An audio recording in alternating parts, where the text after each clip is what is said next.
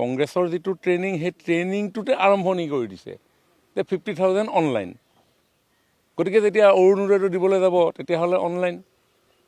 যদি মহিলা উদ্যমিতা দিবলৈ হয় তেতিয়া কিবা এটা কৰিব, যদি ঘৰ এটা দিবলৈ হয় তেতিয়া কৰিব। নিবনুৱাজনৰ যেতিয়া চাকৰি এটাৰ কাৰণে যেতিয়া এপ্লিকেশ্যন দিবলৈ যাব তেতিয়া তেওঁলোকে নিবনুৱাজনৰ পৰা পইচা সংগ্ৰহ কৰা, তেওঁলোকৰ যিটো চাৰিত্ৰিক বৈশিষ্ট্য সেই বৈশিষ্ট্যটো পালন কৰিব।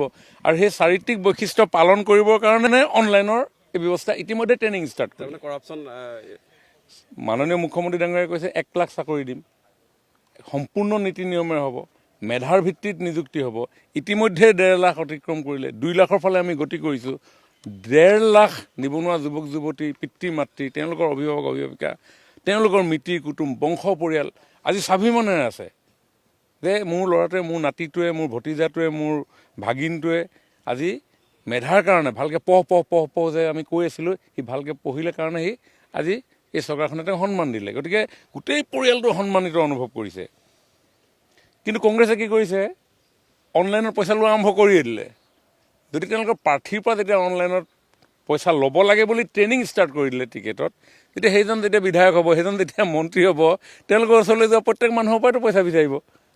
ঘৰটো দিওঁতে পইচা বিচাৰিব, কিবা এটা আঁচনি দিওঁতে পইচা বিচাৰিব। কংগ্ৰেছে সেইটো কেৰেক্টাৰ। গতিকে সেই কেৰেক্টাৰ চোৰে চোৰ নেৰে, চোৰৰ প্ৰকৃতি মৰিলে লগতে যায়, এই অৱস্থা বিধ্বস্ত অৱস্থা। গতিকে তেওঁলোকৰ যিটো ট্ৰেইনিং দিয়া আৰম্ভ কৰিলে পইচা কালেকশ্যনৰ, এই পইচা কালেকশ্যনৰ ট্ৰেইনিংটোৱে আমাৰ নিবনুৱা যুৱক যুৱতীসকলে কেনেধৰণে আগন্তুক দিনত ভয়াৱহ এটা পৰিৱেশ কংগ্ৰেছে সৃষ্টি কৰিব অনুমান কৰিব পাৰিব এতিয়া।